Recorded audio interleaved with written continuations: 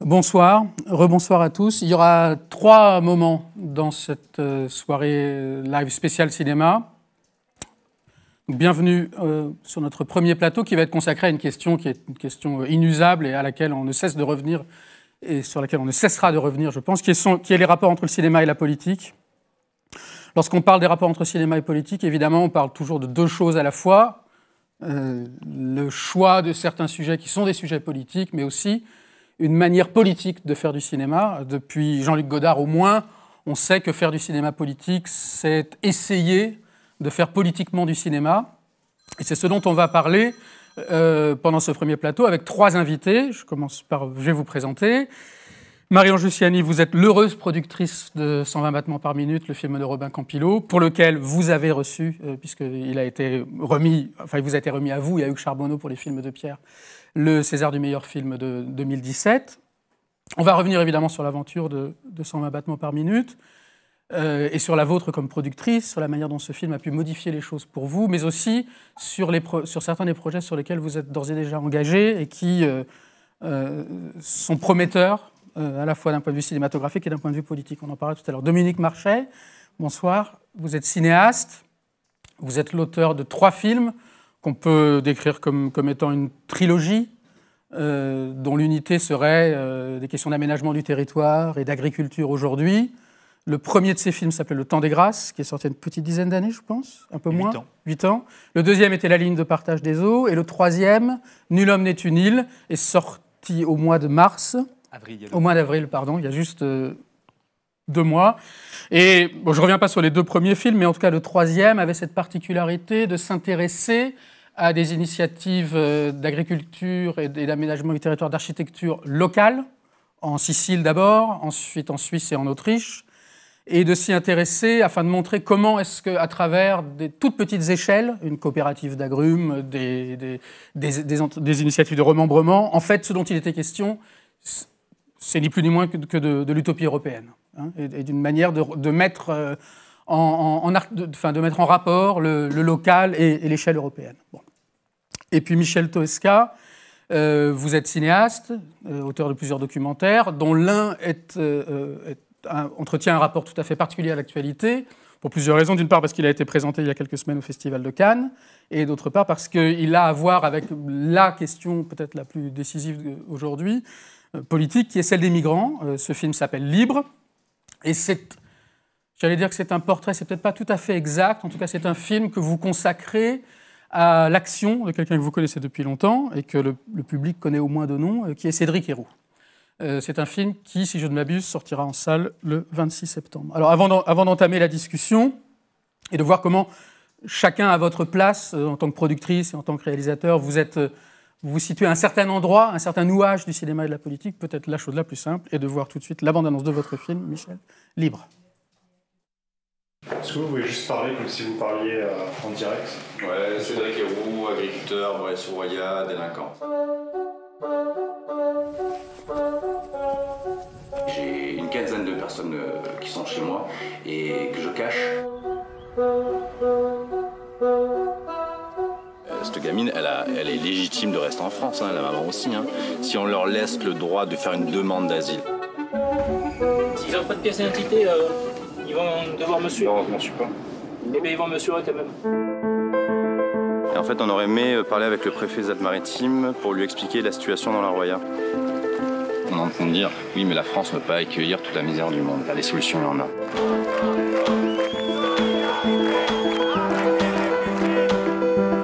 C'est des gens qui ont des droits, parce qu'ils sont sur le sol français, donc qui devraient être pris en charge par l'État.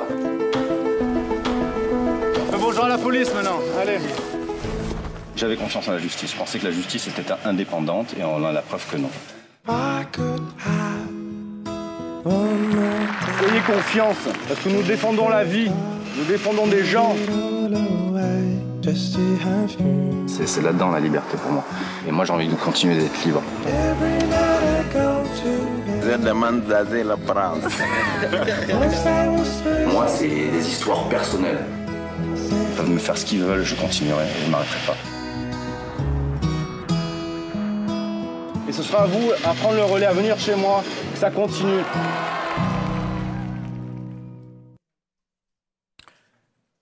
pense qu'il y a un mot qui va être prononcé un certain nombre de fois ce soir, enfin une chose dont il va être question beaucoup ce soir, dans ce plateau et dans les suivants aussi, c'est la question de la visibilité et de l'invisibilité. Ce que vous faites dans ce film, c'est pas simplement d'accompagner le travail de Cédric Héroux, mais aussi, en l'accompagnant, de montrer des choses qu'on voit peu et même des choses qu'on ne doit pas voir. Alors ma première question, ce sera, dans quelle mesure est-ce qu'en faisant ce film, vous vous êtes retrouvé dans des situations d'embarras, où vous avez dû rencontrer des obstacles dans la fabrication de vos images qui, peu ou prou, rejoignaient ses propres difficultés. Il y a un certain nombre de films où on le voit aux prises avec les forces de l'ordre, un certain nombre de scènes, pardon, on le voit aux prises avec les forces de l'ordre. Il y a des moments de parole publique, il y a des moments de parole médiatique, même, avec un très, très beau montage parallèle entre lui et Manuel Valls. On voit évidemment qu'ils ne sont pas mis à la même enseigne. D'ailleurs, il y a un moment où il est silencieux écoutant Manuel Valls. Voilà, comment est-ce que la question de la visibilité s'est concrètement posée pour vous dans la fabrication de ce film ? Non, mais les obstacles, c'était essentiellement la police, quoi. Et que ce soit la police aux frontières, que ce soit les gardes mobiles et l'armée. Parce que l'armée, on ne peut pas filmer. La police, on peut les filmer, les gardes mobiles aussi, mais l'armée, c'est pas possible. Donc là, c'était... je me suis moi-même censuré, parce que de toute façon, on ne pouvait pas le monter. Et après, il s'est posé d'autres questions. Avec les réfugiés aussi, au départ, ils étaient extrêmement méfiants, quoi. Moi, j'ai passé beaucoup de temps avec eux avant qu'ils commencent à parler, à raconter leur histoire. Donc il y a le temps qui est nécessaire, le temps de rester avec eux, de parler, de façon à ce qu'ils aient confiance, et à ce qu'ils viennent vers moi et qu'ils me disent « oui, moi j'ai envie de te raconter ce qui m'est arrivé ». Et après, il y a aussi certaines personnes, comme Cédric, enfin des gens qui... Parce qu'il n'est pas seul à faire ça, Cédric, il y a beaucoup de monde. Il y a des gens qui travaillaient dans la fonction publique, qui étaient au début, ou quand j'ai commencé à tourner, qui n'avaient pas envie qu'on les voit à l'image. Voilà, mais qui petit à petit, une fois que le film avançait, une fois que Cédric était médiatisé, on dit... Vas-y, tu peux y aller. J'assume ce que je fais. Je m'engage dans ce que je fais par rapport à ma hiérarchie, etc. Mais les principales difficultés, c'était avec la police et des fois dans des situations extrêmement tendues où on pouvait pas filmer. Donc on avait mis des dispositifs avec des téléphones portables. Moi, j'avais toujours ma caméra dans le sac à dos, une petite caméra que je sortais éventuellement. Et on a mis des dispositifs en place comme ça pour certaines séquences qui sont dans le film.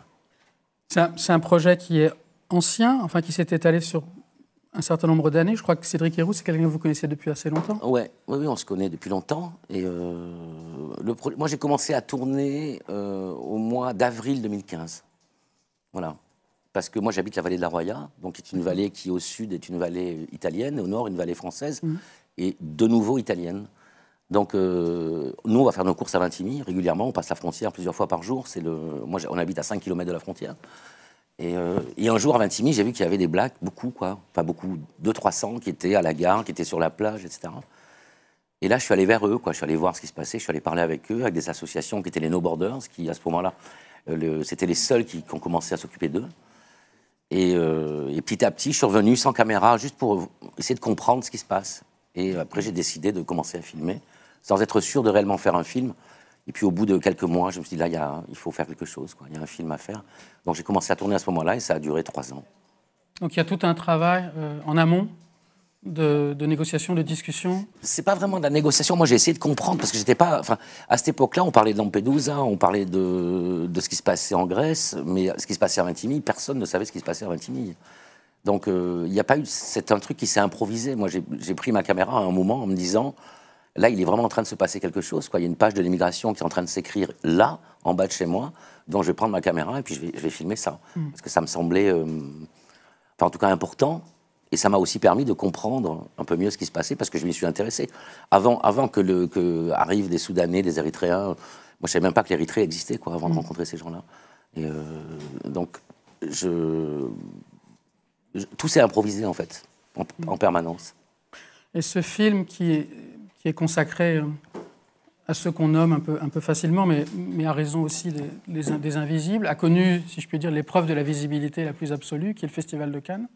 Comment est-ce que vous avez vécu cette expérience, disons, du passage d'un extrême à un autre ? Mais on avait déjà été l'année précédente à Cannes. On avait lancé un crowdfunding pour financer le film, donc on était allé à Cannes avec Cédric pour parler un peu du crowdfunding. Et ensuite, on s'était retrouvés dans une situation très compliquée. On était avec 150 blacks à la maison. Et à ce moment-là, on appelle le producteur, parce qu'on avait été à Cannes 2 jours avant. Et on lui demande, est-ce qu'on peut pas faire un truc à Cannes, quoi, parce qu'on est encerclé par les flics, par l'armée. Enfin, c'était vraiment un état de siège. Et donc, le producteur appelle Thierry Frémaux. Thierry Frémaux, il dit, venez, on fait une montée des marches officielle. Voilà, on vous invite en soutien. Et puis, en fait, le préfet nous a mis des bâtons dans les roues. Et on a fait cette montée des marches, mais personne n'a été annoncé, enfin, avec des pressions énormes de la part du préfet. Donc je pense qu'on est là, on est revenu à Cannes parce que Thierry Frémaux et Pierre Lescure aiment vraiment le film, réellement. Mais je pense qu'il y a aussi une façon de se venger vis-à-vis du préfet qui lui a été extrêmement désagréable avec eux l'an dernier. Et cette année aussi, il y a eu des pressions énormes de la part de la préfecture et même du gouvernement sur le film pour tout faire pour que le film n'y soit pas. Alors des pressions du préfet, vous en avez parlé, mais des pressions venant également du gouvernement. Parce qu'il y a une séquence dans le film, il y a l'ancien directeur de cabinet de la préfecture des Alpes-Maritimes et aujourd'hui le directeur de cabinet de Macron. Voilà. Et donc il y a une séquence qui est tournée, la caméra c'est pas cachée, quoi. J'ai la caméra sous le bras comme ça, je tourne, il comprend que je tourne, il hésite, il sait pas, et à un moment on lui dit, écoutez, nous on est hors la loi, d'accord, mais si on est hors la loi, c'est parce que vous respectez pas la loi non plus. Donc vous ne nous laissez pas le choix de faire ce qu'on fait. C'est quelque chose qui va être le motif du film. Oui, absolument. Et là, il est, en fait, il se met à réciter un discours appris par cœur. Et il ne répond à aucune des questions. Et il répète toujours la même chose. Le dialogue c'est un dialogue de sourds. Et c'est un plan séquence qui dure 6 minutes où on comprend parfaitement la position de l'État là face à cette situation.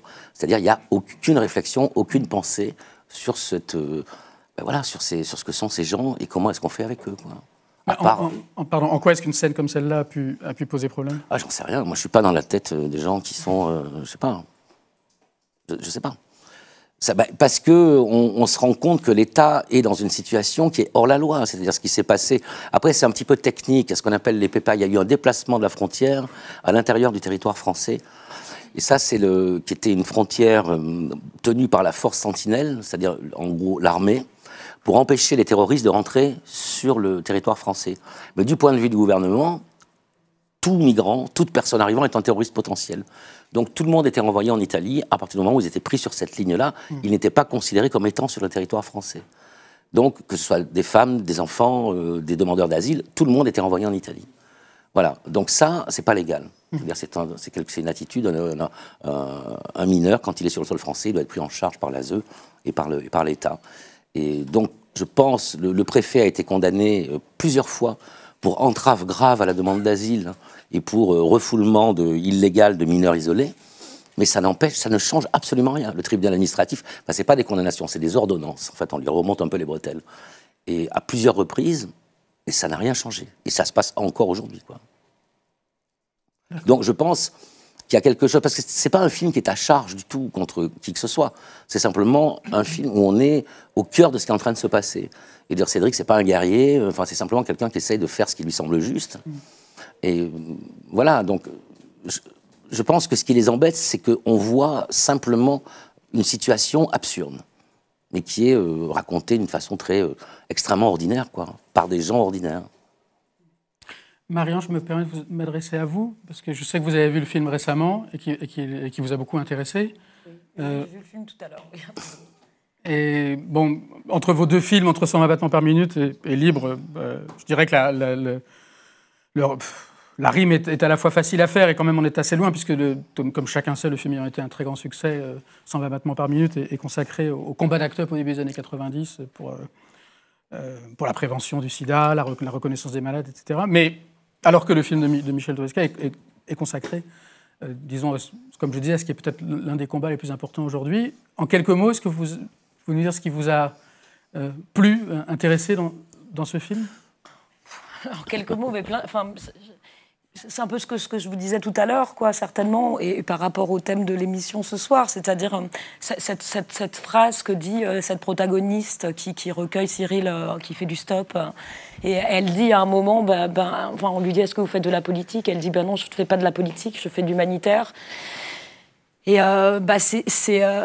c'est exactement la situation dans laquelle on vit aujourd'hui, quoi. C'est-à-dire, c'est complètement absurde. Enfin, moi, quand je regarde le film, je me dis, en effet, on est dans la cause juste de ce garçon, Cyril, il est juste. Cédric. Et Cédric, il est juste. Et il est juste, mais considéré comme un injuste. Enfin, devant la justice, en tout cas, il est pour moi, il y a une aberration total, c'est-à-dire il est pris à défaut par la justice.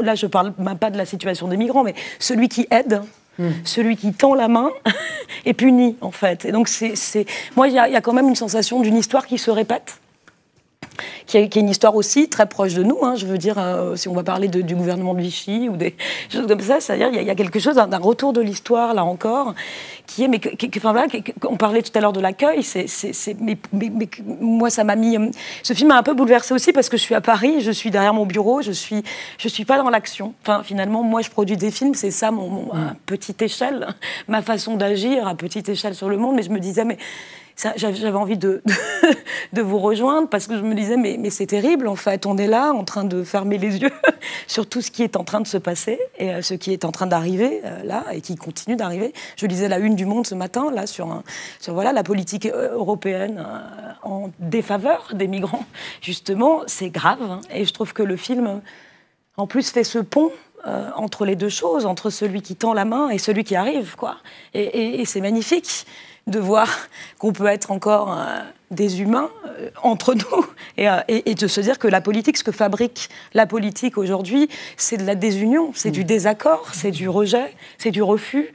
Et c'est très dur, moi-même d'ailleurs, me reconnaître dans le mot politique aujourd'hui, c'est très dur, quoi. C'est de la politique individuelle, mais celui qui me représente, en tout cas, l'état politique qui me représente aujourd'hui, je ne peux pas m'identifier. Voilà. Par contre, je peux m'identifier à cette politique de proximité qui est aussi de l'humanisme, de l'humanitaire.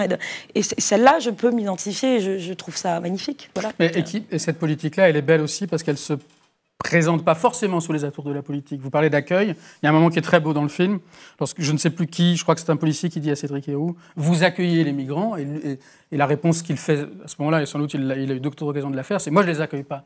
Ils viennent chez moi. Oui. C'est-à-dire qu'il ne se présente même pas à la limite comme un activiste, comme quelqu'un qui irait au-devant de quelque chose, mais comme quelqu'un qui se contente de faire avec ce qui lui tombe entre les bras et dont, à la différence d'autres, avec quoi il veut bien composer. Mais c'est rigolo parce que ça me fait penser à... Enfin, ça n'a rien à voir, mais le premier film de Robin Campillo qui s'appelle Les Revenants, et c'est vraiment ça, ils arrivent, là c'est les morts qui reviennent, et c'est finalement une métaphore de comment on gère l'étranger qui arrive. Au fond aussi, il y a quelque chose qui parle de ça, et c'est comment on gère dans une municipalité l'arrivée de l'autre, quoi. Et que c'est vrai, et que les solutions sont il n'y en a pas, hein. Dans le film de Robin, c'est très très compliqué, et que là c'est vraiment ça, c'est-à-dire ces gens arrivent, et l'organisation précaire de Cédric à cet endroit-là, et des gens qui l'aident autour de lui. Et c'est qu'est-ce qu'on fait avec ça? Et ce qui est dingue, c'est qu'un peu plus bas, il y a la préfecture, un peu plus bas, il y a la police, un peu plus bas, et toute cette organisation étatique qui empêche et l'arrivée et l'entraide, quoi. On est dans une situation d'une violence, à la fois d'une violence et d'une absurdité incroyable. Enfin, c'est intéressant que vous parliez du premier film de Robin Campillo, Les Revenants, parce que ça va nous permettre de parler de votre travail avec lui. Mais c'est un film qui date, je crois, de 2005. Que je n'ai pas produit. Vous n'avez pas produit, mais vous avez produit en revanche le deuxième, Eastern Boys, et évidemment le troisième, 120 battements par minute, parce que Les Revenants, qui racontent, comme vous le disiez, que tout à coup les morts d'une petite ville, qui n'est pas identifiée, je crois, reviennent en ville, et l'on imagine que les proches vont se réjouir de retrouver ceux dont, pour certains, ils n'avaient pas fini de faire le deuil, comme on dit.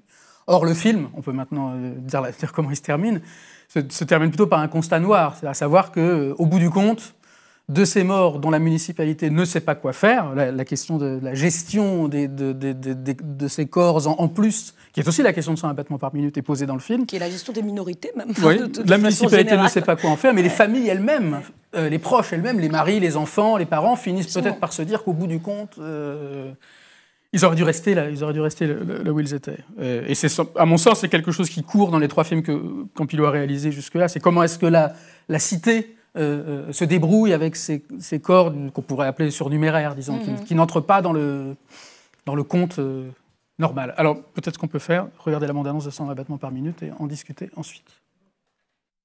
Et Catherine de Médicis demande à Ronsard... Bonjour tout le monde, nous sommes à Club Paris et nous sommes venus vous donner un cours de prévention sur le sida parce que l'État français est incapable de nous informer. Qui vous a donné l'autorisation? Non, il faut savoir que la capote, c'est la seule manière de se protéger pour l'appellation. Il faut savoir que le risque existe bel et bien. Oh, je vous demande de quitter cette salle. Nous vivons le sida comme une guerre invisible aux yeux des autres. Pourtant nos amis meurent, et nous ne voulons pas mourir. Nous nous battons contre ceux pour qui l'épidémie est une aubaine car elle tue depuis plus de 10 ans dans l'indifférence générale. Je vais résumer la situation. Melton Pharm a décidé d'orchestrer une pénurie de traitements afin de faire parler de sa nouvelle molécule. Et d'amplifier l'effet d'annonce. On va augmenter la pression et on obtiendra de toute façon les médicaments pour les gens qui en ont besoin. Ensemble, nous pouvons unir nos forces pour résister à l'épidémie et aux problèmes sociaux qu'elle engendre. Il faut inverser le rapport de force. C'est pas nous qui avons besoin des labos, c'est eux qui ont besoin de nous. Tu vois bien qu'on n'arrive pas à mobiliser les médias sur la question des traitements.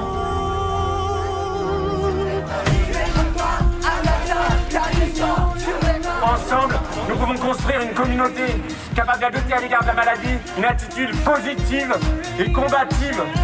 Je risque pas de choper votre connerie de sida, je suis pas pédée.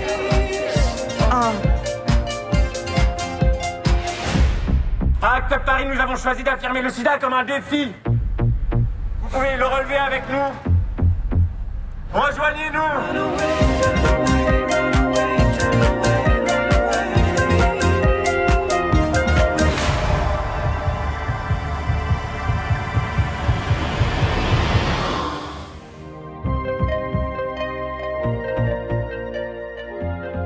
Tu te rends compte que je t'ai jamais demandé ce que tu faisais dans la vie? Bah, moi, de ma vie, je suis Séropo, c'est tout. Voilà, comme ça se résume. Marie-Ange, il nous faudrait sans doute beaucoup plus que le temps qui nous est imparti ce soir pour discuter des enjeux de ce film. Mais peut-être, et même si j'imagine que vous l'avez fait beaucoup depuis ces derniers mois, est-ce que vous pouvez retracer les grandes lignes de ce qu'a été l'aventure de ce film en termes de production? Moi, je ne connais pas les choses dans le détail. J'ai toutefois entendu dire que ça n'a pas été un film facile à produire. Si, pourtant, on donne peu la Alors, parole je suis mal informé. Mais si, finalement, ça n'a pas... Enfin, au vu du sujet et du précédent film de Robin, qui n'avait pas marché en salle, qui avait un succès de presse assez unanime, mais qui n'avait pas fait beaucoup d'entrées. Donc disons que Eastern Boys, voilà, Robin n'est pas un réalisateur bankable. Non, le film a été plutôt facile à financer. Après, c'est technique, c'est plutôt les chiffrages qui étaient un peu en dessous de nos espérances, parce que c'est un film qu'on appelle un film du milieu, donc il nous fallait à peu près un peu plus de 4,5 millions pour pouvoir le faire convenablement, parce que ça ne se voit pas, mais c'est quand même un petit...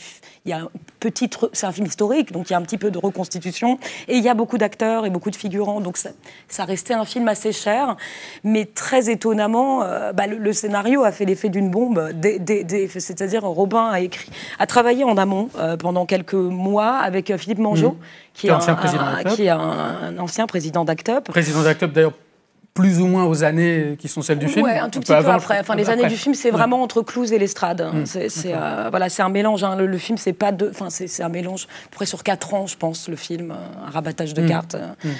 Mais donc, et puis Robin a écrit le scénario au bureau, 90 pages en 90 jours. Puis on a une page par jour. Voilà, c'était une méthode assez, c'était assez drôle, en face de mon assistante comme ça. Et puis puis il nous a donné une version de 90 pages qu'on a financée, que j'ai envoyée à Canal+ tout de suite, et puis à un distributeur, Memento, et très vite. Il y a eu un enthousiasme. Memento, le distributeur s'est engagé, ce qui n'est pas toujours le cas, au stade du scénario. Ah oui, tout de suite. Enfin, c'est-à-dire, je lui ai envoyé un scénario la veille, puis j'ai pris un avion, le lendemain, et 1h30 plus tard, mon avion atterrissait en Corse, et puis il m'appelait en me disant, stop, je veux le film absolument, et en s'engageant financièrement assez haut sur un film qui, au fond, tous ensemble, quand on le produisait et quand on le fabriquait, on se disant, si on fait 350 000 entrées, c'est une très belle opération. Voilà. Et au bout du compte, vous en avez fait 850. Voilà. Oui, c'est assez dingue. Et 850 entrées. Ouais, 850 000. Et finalement, tout le monde nous a suivis. Et même France Télévisions, pour qui c'est un peu compliqué. Le sujet n'est pas facile pour France Télévisions, par exemple, parce qu'il y a des grilles de programmation. C'est-à-dire qu'il y a quand même une scène de sexe qui dure 12 minutes entre 2 hommes. C'est pas évident. C'est long pour une scène de sexe. Voilà, c'est ça. Selon les standards. Et donc on s'est dit, bien, voilà, ils sont venus, tout le monde nous a suivis, à tel point que moi je me suis dit, mais il y a une forme de culpabilité, quoi, sur le sujet, c'est-à-dire, en effet, c'est un film qui parle de l'absence de réaction des pouvoirs publics à cette époque, face à la maladie qui tuait beaucoup. Ces années-là, c'était vraiment les pires années. Et on s'est dit, là, qu'est-ce qui se passe? C'est-à-dire, tout le monde le voulait, quoi. Voilà, ça a été un truc... Et ce film qui, en effet, vous le dites, traite notamment, et pas seulement, mais en partie, et en assez grande partie, de l'absence des pouvoirs publics à l'époque, est aussi une adresse au pouvoir public aujourd'hui. C'est un film qui est un film qui est un film qui se veut aussi un film d'aujourd'hui. Alors, je sais que ce n'est pas forcément le sujet sur lequel vous êtes le plus à l'aise, mais je serais curieux quand même, et je pense ne pas être le seul, de savoir comment est-ce que ce film a en effet pu être suivi des faits, là, en ce moment.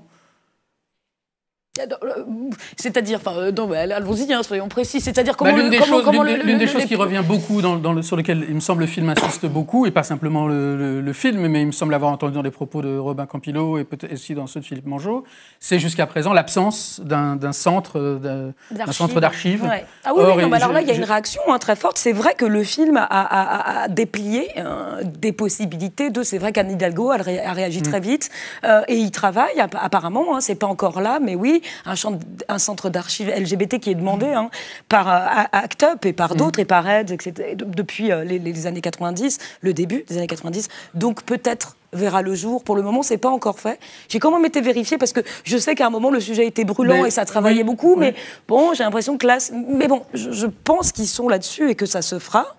J'ai vu un article là, qui datait du 29 mai, donc c'est encore dans l'actualité. Ce qui s'est passé, non mais concrètement, en vrai, c'est au-delà parce que c'est un film qui parle. C'est un film engagé, mais qui parle d'engagement. Oui. Et c'est un film qui parle de la fabrique du politique. La vraie chose qui s'est passée, c'est au-delà du pouvoir public aujourd'hui, de comment on peut ou pas s'emparer d'un film, ce qu'on a absolument retenu, et auprès de Valérie Pécresse, moi je vais être très claire, et auprès de Emmanuel Macron, et c'est pas un pied de nez, c'est juste dire le cinéma, ce film-là dénonce des choses, et donc c'est très compliqué aujourd'hui de le mêler avec avec un gouvernement, avec donc à l'inverse de Michel qui a fait l'objet de pression, vous avez fait plutôt l'objet de tentatives de récupération. Pas de récupération, non, je pense qu'on nous a invités, je pense que c'était pas de la récupération. C'était, peut-être récupération. En tout cas, on nous a invités comme on invite tout film, faut dire la vérité, tout film français qui a du succès cette année, une année, qu'il soit meilleur film ou qu'il ait la Palme d'Or, est invité, ce soit ou à l'Élysée ou la région Île-de-France qui l'a soutenu. Le film, on l'a laissé circuler, la région Île-de-France a fait une projection sans l'équipe du film, parce que je pense que pour un réalisateur qui, en plus, travaille à représenter la question des minorités, la question de l'engagement, etc. C'est très difficile pour eux. Je pense que ce serait une très mauvaise idée qui flirte avec le pouvoir, de n'importe quelle manière d'ailleurs. Je pense que ce pas de côté, il est nécessaire pour regarder et pour critiquer. Donc voilà, après, je ne sais pas si c'est clair ce que je dis, mais... Si, très clair. Voilà, donc après, récupération, je ne sais pas. En tout cas, on a été on a mis une frontière qui a été respectée de part et d'autre. Et voilà, il y a eu des petits accrochages, via les voies de presse, on le sait. Mais voilà, le feu est éteint maintenant, je crois, quoi. Mais vous parlez par énigme, mais on voit bien de quoi il est question. Mais avant de vous demander, parce que le peu que vous m'en avez dit m'a mis l'eau à la bouche, j'avoue, quelles vont être pour vous les suites, de même que je sais que vous avez été intéressé et touché par le film de Michel. Dominique, on en discutait tout à l'heure, et on a déjà eu l'occasion de discuter plus tôt dans la saison, si je puis dire. 120 battements par minute est un film qui vous a beaucoup plu et intéressé. Oui. En quelques mots.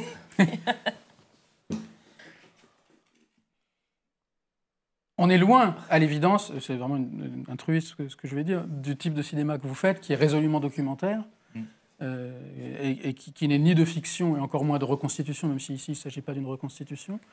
Donc je suis d'autant plus curieux de savoir ce qui a pu vous Moi, je me sens pas loin. Alors, très bien. Et je ne pense pas être résolument documentaire non plus, parce qu'en fait, ça n'a pas tant d'importance que ça pour moi, ces catégories-là. C'est quelque chose qui est finalement assez récent de placer comme ça les films dans un champ documentaire ou fiction. Moi, dans ma construction, en général plutôt à des questions de guichet, de diffusion. Oui, je pense que c'est la télé qui a des vrais partages esthétiques. Je pense que c'est la télé qui a produit ça.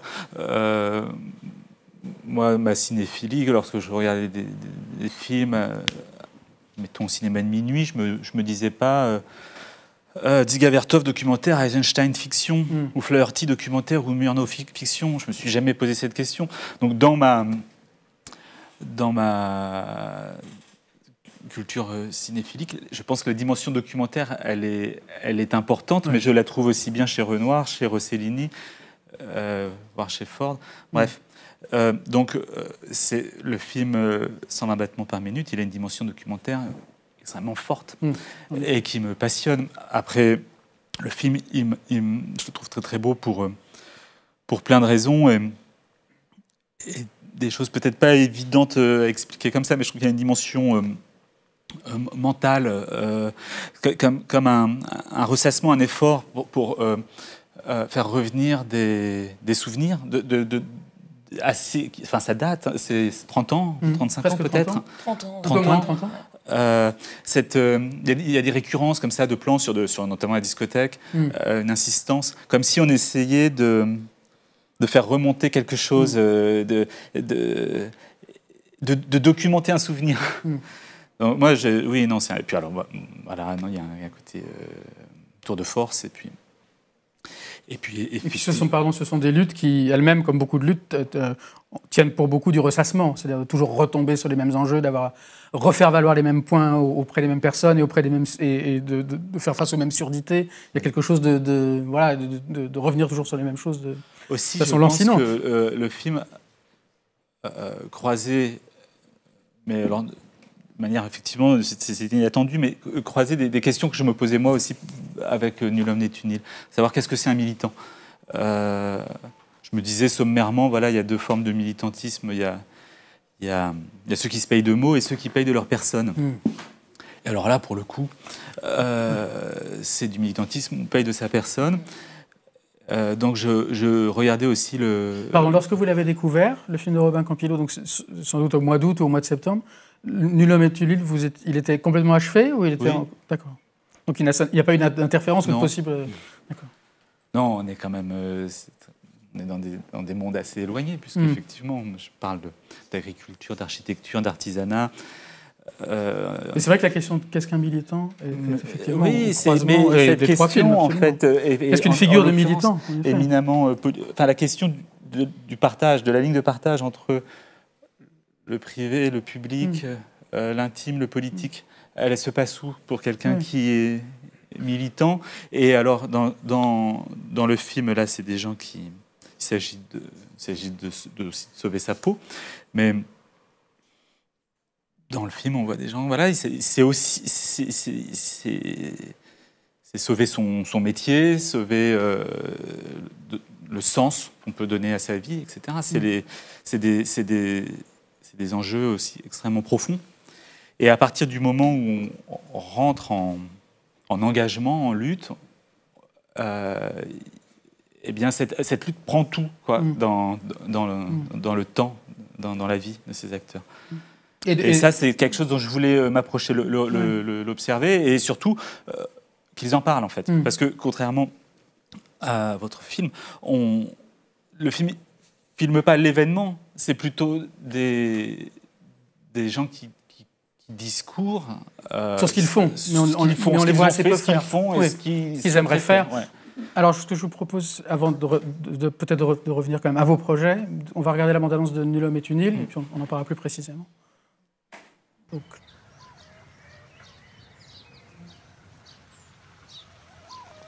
Ha delle potenzialità di produttività stupende questa terra, ma l'agricoltura proprio nella politica italiana non è considerata.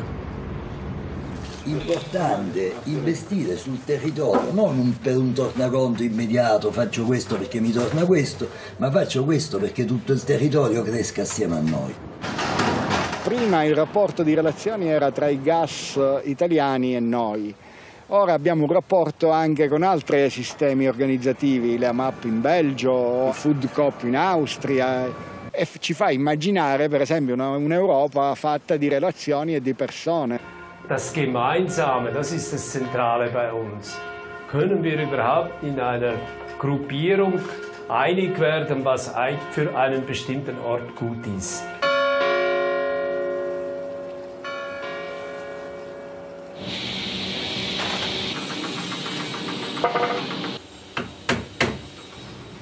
Bei uns hat sich so eine Beteiligungskultur entwickelt. Wenn eine Arbeit abgeschlossen ist, gibt es ein Fest. So nach dem Motto, je kleiner das Projekt, desto größer das Fest. Das gibt sozialen Zusammenhalt. Diventa più facile la vita, è più impegnativa, ma è più facile se non ci consideriamo individui isolati. Dominique, est-ce que je peux vous demander, en quelques mots, quelle était l'intention ou le projet de départ? Parce que le film, on le voit là, c'est un film qui dégage une grande impression de sérénité, d'évidence, de simplicité dans son déroulement, même s'il est divisé même s'il n'a pas d'unité, il est divisé en 3 parties. Je sais aussi que pour ce film, comme pour les précédents, il y a un travail en amont, dont parlait Michel tout à l'heure, qui est considérable. Alors, comment ce film vient pour vous, par exemple, après les 2 autres? Les 3 films parlent de la ruralité contemporaine et parlent du paysage. Mais je pense que chaque film problématise le paysage différemment. Et là, je pense que l'idée, c'était d'aller voir des collectifs de nature diverse, une coopérative ou une région ou une commune qui pensent le paysage comme projet, et justement comme un projet politique. Et ça, c'était... J'aurais pu trouver des situations en France aussi pour incarner cette... Parce qu'il était important, cette fois-ci, qu'il ne s'agisse pas que ce ne soit pas un film français. Oui, moi j'avais vraiment besoin de m'extraire, de prendre l'air, et c'est un regard... Enfin, je pense que la France, c'est le hors-champ du film. C'est-à-dire que c'est vraiment des questions de Français qui sont posées à des Italiens, enfin nos voisins, avec l'espoir que leurs réponses nous inspirent. Donc, ça c'est une approche. L'autre, je dirais, c'est la question du local. Avec les films précédents, notamment La ligne de partage des eaux, j'avais commencé à m'intéresser à cette question du local. Et en fait, il y a quelque chose d'assez étourdissant quand on commence à s'intéresser à un territoire, à ses potentialités. Et en France, il y a toujours quelque chose d'assez finalement décevant, déceptif. Il y a quelque chose qui est... On a parlé des préfets, qui est... On se cogne, on se cogne à quelque chose. Oui, on se cogne. Finalement, la ruralité est très tenue, de manière assez invisible. Assez difficile de représenter les processus qui font que les bonnes volontés s'épuisent dans ce pays. Donc, d'aller en Sicile, c'était d'aller voir à la fois des gens qui étaient dans des situations bien plus difficiles. Finalement, être agriculteur en Sicile, c'est vraiment... Il n'y a pas de recours à attendre du politique. Ils sont vraiment animés par l'énergie du désespoir, et c'est ce qui leur permet d'être d'ailleurs aussi inventifs. C'est-à-dire que la réussite ou la non-réussite de leur initiative ne se mesure pas à la manière dont elle se cogne les pouvoirs locaux, quoi. C'est autre chose. Exactement. Il y a un pouvoir local qui se désintéresse totalement de l'agriculture. Pour retrouver des solidarités, ils ont dû se projeter par-delà les frontières. C'est là où le film, tout en additionnant, si je puis dire, des initiatives locales, dessine une carte qui elle, n'est pas... Exactement. C'est du local qui s'articule. C'est une sorte d'international du local que le film dessine, un fédéralisme du local. C'est du local qui ne se pense que dans du réseau. C'est très clair. Oui, bon. Donc, je reviens juste sur cette question du local, parce que, en fait, je repensais à Tocqueville qui disait la commune est l'école de la démocratie. Le local, c'est l'école de pas mal de choses, en fait. Je pense qu'il y a des enjeux cruciaux, la question spatiale, la question de la biodiversité, la question du climat, la question de l'énergie, mais aussi des questions sociales, la question de l'accueil, etc. Qu'on peut expérimenter, comprendre, rendre intelligible à une échelle locale. Donc c'est aussi le lieu où on peut se ressaisir politiquement. Et c'était ça, en fait, la question, je crois, première du film. C'était de voir qu'est-ce que ça veut dire faire de la politique depuis sa place, depuis son travail. Oui, mais c'est essentiel. Enfin, je veux dire, tous les gens qui étaient... Je repars de l'exemple de mon film, mais tous les gens qui habitent La Roya, qui n'ont pas forcément une culture politique... mais qui se sont retrouvés face à une situation qui est éminemment politique. C'est-à-dire, voilà, les gens arrivent là, ils sont dans mon jardin, en bas de ma rue, qu'est-ce que je fais? Voilà. Donc on tourne la tête, on regarde, on les aide, etc. Mais c'est vraiment une question éminemment politique, sur justement ce qui est très local, sur un territoire précis, qui est un territoire dans lequel on vit. Et donc il y a une carence de l'État qui est considérable, les gens sont pourchassés. Et je pense que les actions qui au début étaient une sorte de réflexe humanitaire, sont devenues... étaient même, avant même que ce soit des actions humanitaires, c'était des actions politiques. Parce qu'on s'occupe de ce qui se passe là, chez nous, en bas de chez nous, quoi. Et là-dessus, je suis absolument d'accord avec... Et avec ce qui est très beau dans le film, c'est l'organisation qui se met en place autour, la façon dont on s'organise pour fabriquer. Mais au début, personne ne se parlait. Ouais. Personne ne savait ce qui était légal ou illégal. Chacun agissait dans son coin. Donc les gens se sont fédérés petit à petit parce que moi, je tournais un peu partout, et je disais aux gens, mais lui, il fait ça, etc. Et en fait, ça s'est fédéré de cette façon-là. Donc votre film, votre travail de cinéaste a aidé aussi à ce que des liens se tissent. Oui, après, il y a des liens, c'est pas uniquement grâce à... les choses se sont faites aussi naturellement par les connexions qui étaient celles des gens. Mais en tout cas, entre le côté italien et le côté français, on peut dire que j'ai parfois aidé à ce que les Italiens et les Français se mettre en relation, quoi. Parce qu'en plus, la législation italienne n'est pas tout à fait la même que la législation française, et surtout, ça a évolué depuis. Mais je reviens juste sur ce que vous disiez, que je trouve extrêmement juste et pertinent sur le côté local, quoi. Et je pense qu'une action politique saine est une action politique locale, quoi. Parce qu'on est fondamentalement concerné par ce qui se passe. Ouais. C'était très intéressant avec les Siciliens parce que lorsque j'utilisais le mot politique, à peu près la moitié des membres de la coopérative disaient surtout pas. Nous, la politique, on n'en veut pas. La politique, on la déteste. Donc ils pensaient le mot la politique, les institutions, le pouvoir. Et l'autre moitié qui disait si nous on ne fait pas de la politique, alors qu'est-ce qu'on fait? Donc, il y a deux sens, et c'est bien ça l'enjeu, c'est comment on reprend pour nous, on se réapproprie ce mot-là de politique, et dire que ce que l'on fait, d'une manière qui est imprévisible, de la manière dont on s'organise justement dans son travail, sur son territoire, dans des actions diverses et variées, c'est de la politique. Et ça, c'est... Mais c'est exactement ça, redonner son sens à ce mot-là. Enfin, c'est-à-dire, c'est pas la politique, c'est pas ce qui est en dehors de soi. La politique, c'est nous. Donc et je trouvais que dans Act Up, mais Act Up, ce qui est beau, je trouve dans ce que fait Robin dans ce film, c'est vraiment montrer aussi, il y a presque un mode d'emploi, c'est-à-dire comment on crée un collectif et comment on crée, comment la parole devient politique, comment la parole devient action.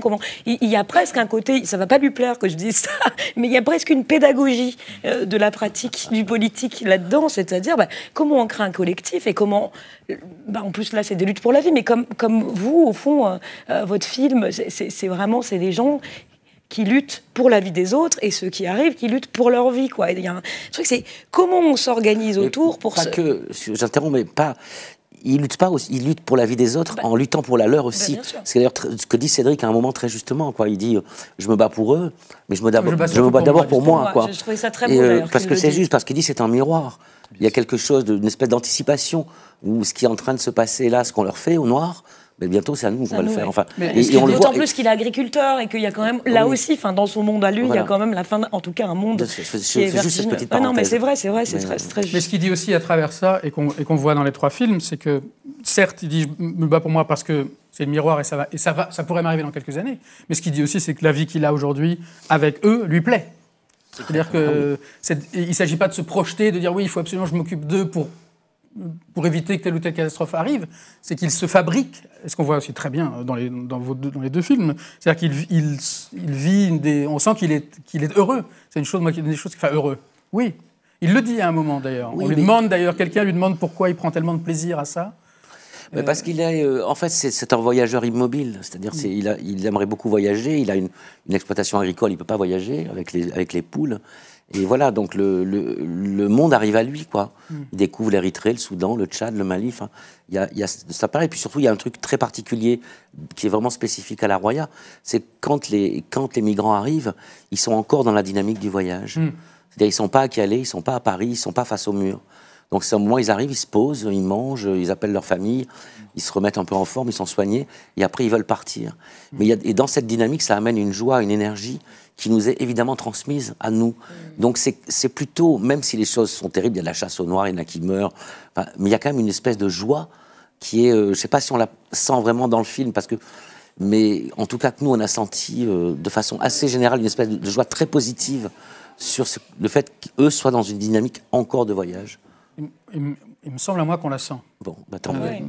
Notamment à travers, pas simplement à travers Cédric Héroux, cette espèce d'aplomb et d'humour qu'il a. On sent cette joie, je trouve. Qu'est-ce qui va suivre pour vous après? Est-ce que vraiment quelque chose s'est achevé avec Nul homme n'est une île, qu'on peut en effet considérer comme une trilogie? Est-ce que vous savez déjà un peu quel va être le prochain film? Là, je travaille sur un film de fiction, mais en fait, c'est les mêmes questions que je reprends. Moi, j'avais pas pensé ça comme une trilogie. J'ai fait le premier.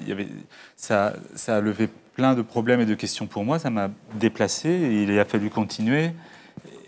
Et pareil, après le deuxième film, il y avait des nouvelles questions. Il fallait que je m'en occupe, quoi. Mais je ne pensais pas forcément que j'allais faire 3 films documentaires. Maintenant, effectivement, ça dessine un ensemble assez cohérent sur la ruralité contemporaine en Europe, quoi. Mais justement, en fait, moi, je voudrais continuer à travailler sur cette articulation entre le politique et l'intime. Et là, avec les moyens du cinéma documentaire, je me sens, moi, limité. Donc, d'où une écriture qui tend vers la fiction, même si certainement, ce sera là aussi très documentaire aussi, comme facture et comme façon de travailler.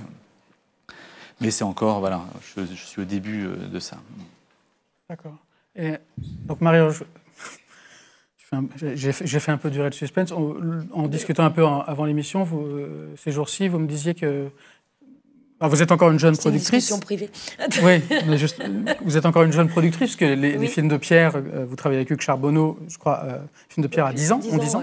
Ouais. Et vous disiez que vous êtes... J'imagine qu'il y a d'autres projets, mais enfin, il y a 3 projets dont vous m'avez dit quelques mots qui m'ont frappé et qui ont attiré ma curiosité. D'une part, le prochain film de Robin Campillo, sur un sujet, semble-t-il, délicat et politique encore. Le prochain film de Laurent Cantet. Laurent Cantet et Robin Campillo sont associés depuis longtemps, montage, scénario, etc. Et puis, vous allez travailler pour la première fois, je crois, avec un cinéaste que moi, pour lequel j'ai beaucoup d'admiration, qui est Alain Gomis. Oui. J'imagine que le succès, à la fois critique et public, et disons même, on pourrait presque dire politique, de 120 battements par minute, a rendu les choses plus faciles Enfin, je peux l'imaginer, en fait. Notamment, j'ai dit non à beaucoup de choses, mais Laurent, je le connais très bien parce que il s'accompagne mutuellement avec Robin depuis très longtemps, et puis moi, de fait, depuis 10 ans, il est là dans mon entourage immédiat. Donc, je lui ai proposé quelque chose, et on a réfléchi ensemble à quelque chose. Donc, ça me paraît presque normal par fraternité, sororité, capillarité, ce qu'on veut. Mais bon, il fallait qu'on travaille ensemble, me semble-t-il. Donc, je l'ai convaincu. Et Alain Gomis, je lui ai écrit parce que j'adore son travail. Et puis après, félicité. J'ai voulu le rencontrer. On s'est vu plusieurs fois. Et puis c'est en train de prendre forme. Un film qu'on fera ensemble à Marseille. Je peux pas en dire plus, mais donc je sais pas si c'est certainement. Oui, maintenant j'ai bonne réputation là pendant au moins les 2 prochaines années. Après, 2 prochaines semaines. Jusqu'au prochain. jusqu'au prochain film qui s'effondre. On a oublié qu'entre-temps, on a fait un film qui a fait 850 000 entrées, mais j'ai fait aussi un premier film que j'aime beaucoup, qui est sorti en janvier, juste après, qui a fait 28 000 entrées. Donc, qui s'appelle La surface de réparation, de Christophe Régin. Donc l'équilibre est fragile, mais je profite en effet de mon petit succès pour écrire à des cinéastes que j'admire, pour leur dire est-ce qu'on n'essaierait pas quelque chose ensemble, voilà. Et donc le prochain film de Robin Campillo? Prochain film de Robin Campillo, c'est... Je vais pas tout dévoiler, mais bon, parce qu'il joue encore entre deux films, qui est un film de science-fiction, mais l'autre film qui, je pense, va partir en premier, c'est un film sur une réflexion autour du colonialisme. Et Robin a grandi à Madagascar, dans une caserne militaire, puisque son père était militaire, au milieu des années 60. Donc voilà, c'est une réflexion, c'est un film historique sur son enfance à Madagascar, l'enfance d'un petit garçon à Madagascar qui vit à peu près le colonialisme comme un âge d'or pour lui, puisque c'est magnifique, il est en liberté, avec la mer à proximité, etc., mais qui la nuit se déguise en fantomette et nous amène le contre-champ, c'est-à-dire l'histoire malgache. Voilà, pour dire vite, comme ça, là, j'ai tout dit. Se déguise en fantomette? Oui. Donc ce sera joué par Gérard Depardieu, sans doute. C'est ça. Ce sera joué par un petit enfant de 11 ans, voilà. D'accord. Et vous, Michel, vous travaillez déjà sur quelque chose? Ouais, mais c'est encore... Je vois mon producteur demain. Ah. Et voilà, je veux lui parler de 2 projets. On va voir. Il est très occupé, il produit beaucoup de films. J'espère qu'on va pouvoir... Votre producteur, c'est? C'est Jean-Marie Gigon. C'est Sanofi Productions. D'accord. Voilà. Alors, il y a une chose dont on n'a pas parlé, ou seulement de manière diagonale, mais qui est évidemment capitale et qui traverse les 3 films. Enfin, Dominique, vous en avez dit quelques mots. C'est la mise en scène de la parole. C'est vrai que ce sont 3 films de parole. Et moi, ce que je retiens dans ce que vous dites aussi sur l'articulation entre l'intime et le politique, et ce que vous dites sur qu'est-ce que c'est qu'un militant, c'est la conscience qu'on voit, il me semble apparaître dans les 3 films, qu'en devenant militant, on devient aussi, je dirais, un personnage d'une certaine façon. Et que c'est aussi à ce titre-là qu'on peut figurer dans un film. C'est-à-dire qu'on a conscience, 120 battements par minute, c'est aussi un film très fort sur le théâtre, sur la représentation, sur la manière dont la lutte décide de forcer. Là, on revient au début de la conversation, on décide de forcer la visibilité. C'est-à-dire décide que là où on vous contraint à l'invisibilité, on va faire tout l'inverse, on va décider, on va provoquer une visibilité scandaleuse, inacceptable, par des moyens qui sont, d'une certaine façon, les moyens du théâtre, les moyens de la représentation, et pourquoi pas les moyens du cinéma. Et au centre de ça, il y a la parole. Alors ma question s'adresse plutôt aux 2 cinéastes. Comment ça se travaille, ça, la mise en scène de la parole? Alors vraiment, c'est pas une pirouette. En écoutant. Oui.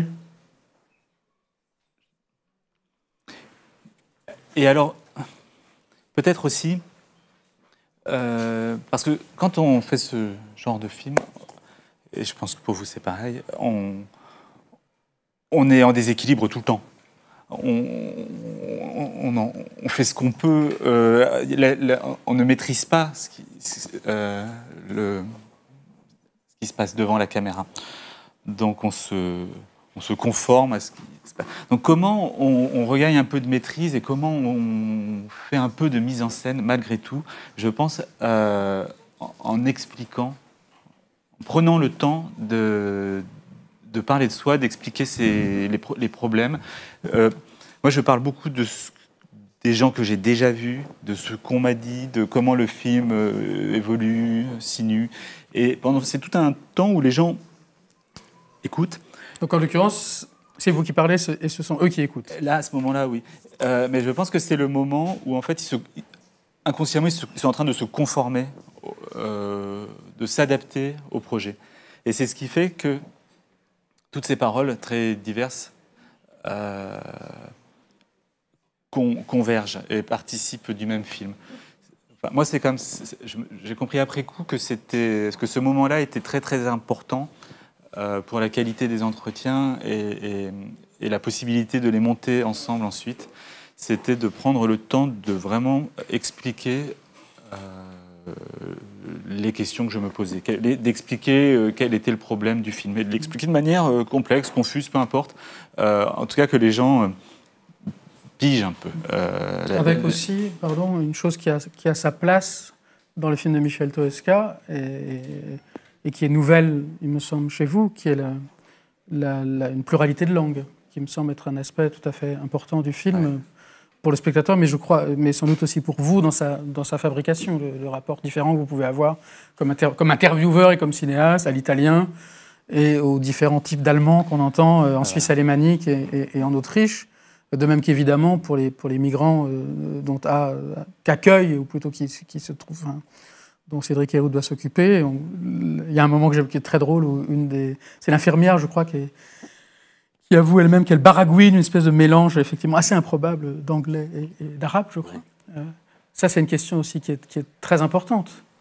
Ouais, alors moi, j'avais vraiment un désir très fort d'Europe et de langue. Et je voulais surtout pas passer par l'anglais pour parler avec les Autrichiens, parce que je n'étais pas capable de faire les entretiens en allemand.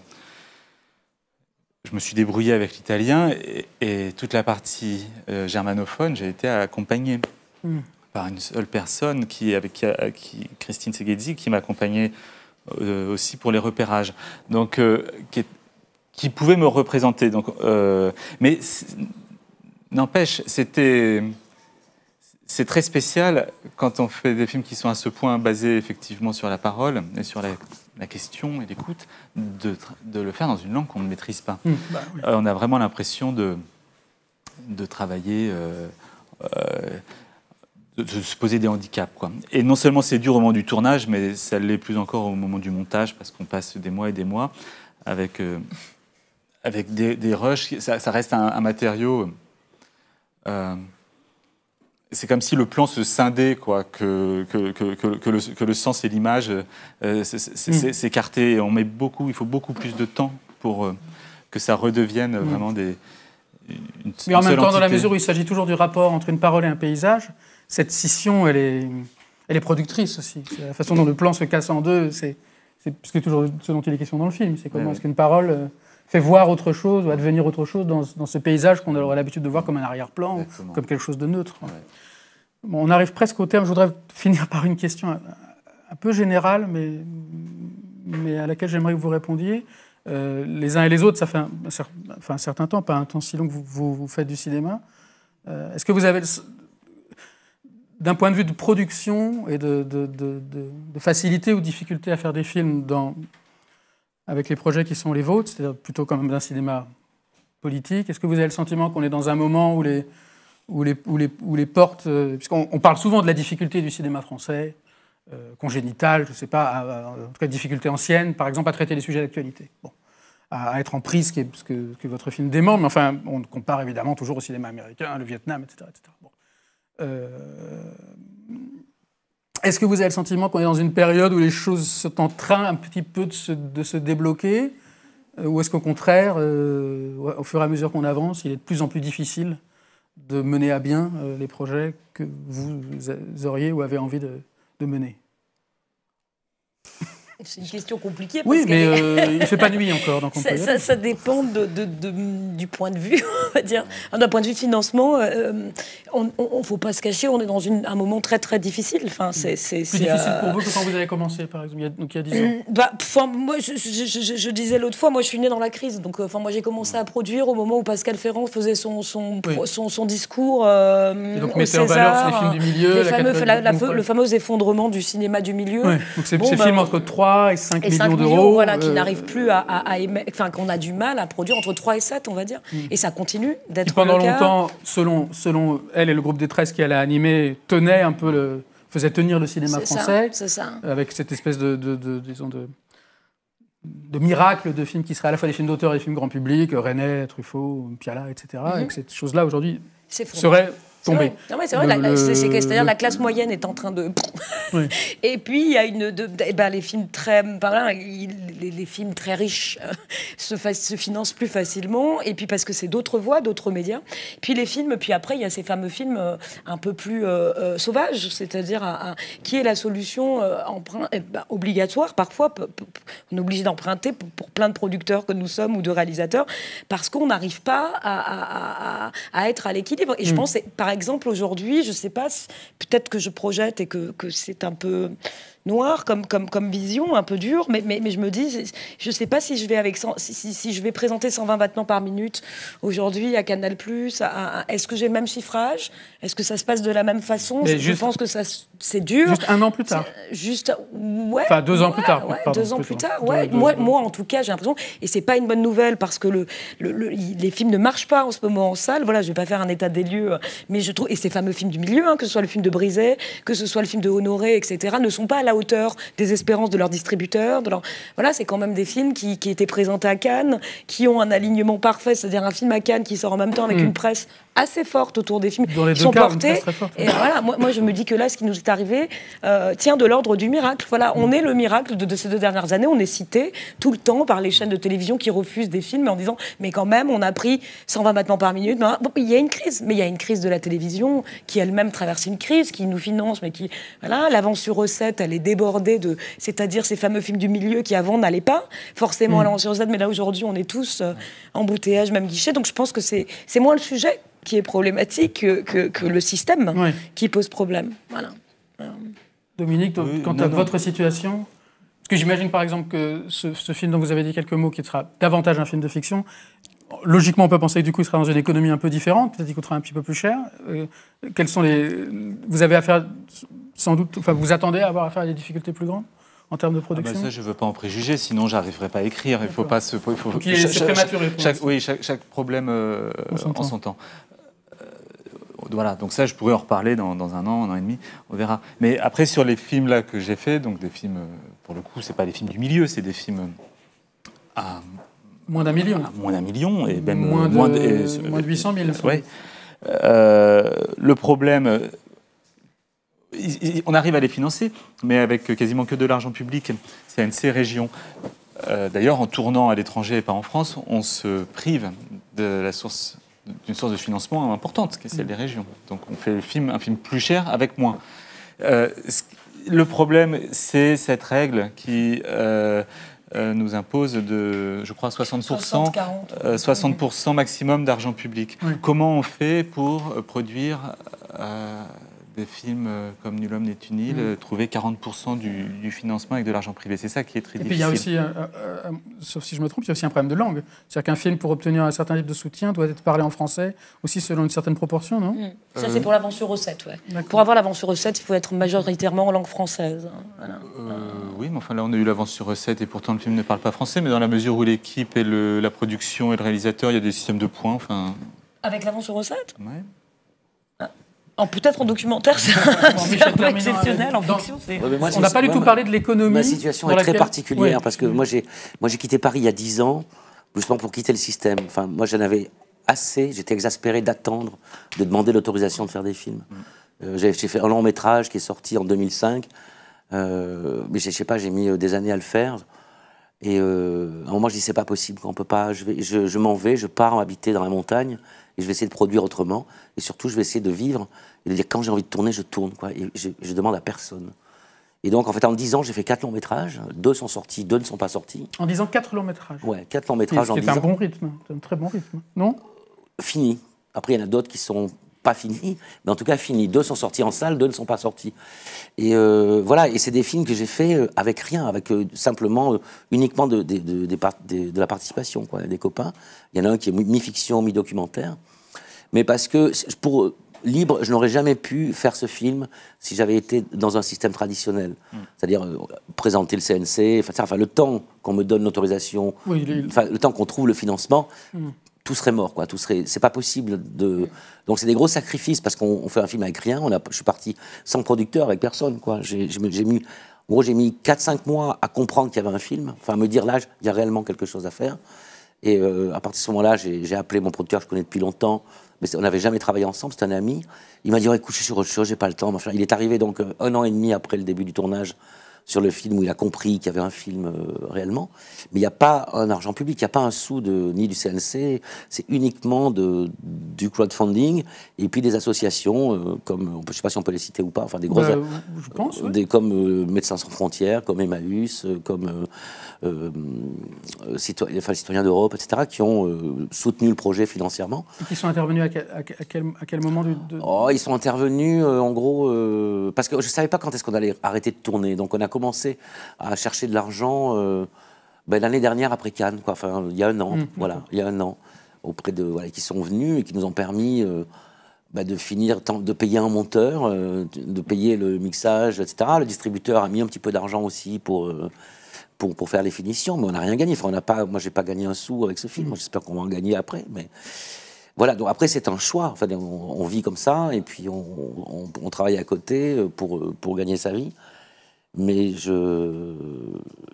à un moment, je me dis, je peux pas, je suis obligé de tourner, quoi. Je peux pas m'empêcher, donc je fais comme ça. Voilà. Je fais, j'attends pas, ou alors je trouve un mécène, j'en sais rien, quelqu'un miraculeux qui dit, tiens, vas-y, je te donne, mais ça n'existe pas. Donc à un moment, il faut faire des choix un peu radicaux, mais au moins ça permet au film de se faire sans. Mais en même temps, je suis très heureux d'avoir un producteur qui soit arrivé après. Tout seul, je m'en serais pas sorti, quoi. Le film précédent, oui, j'ai pu le faire tout seul. Je l'ai produit tout seul et j'étais co-distributeur du film.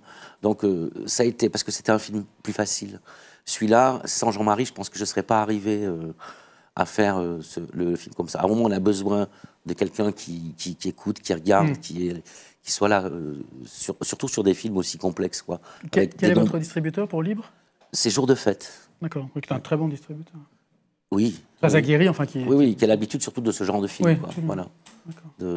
Ils ont une technique qui est la leur de sortir les films, qui parfois a donné de très bons résultats, quoi. Oui. Ouais. Bon, je vous remercie tous les trois d'avoir bien voulu participer à cette conversation.